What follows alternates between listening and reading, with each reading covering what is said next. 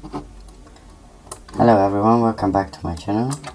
I'm still going to talk about pivot tables because it's a huge topic in Excel. So my concern is now that my database dataset increased.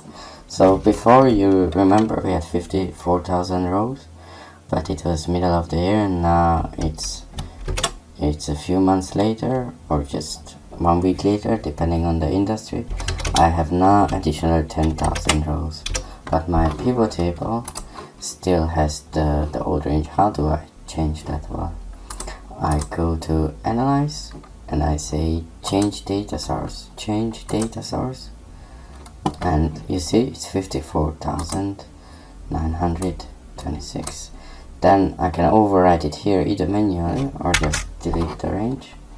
I go here, Control Shift and then go right, and then Control Shift and go down, and then it's 64,972 now, and this will update my data as well.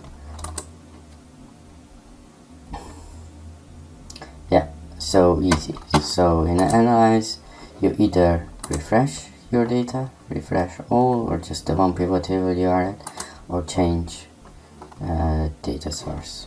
Yeah, that was it about changing data source for pivot table.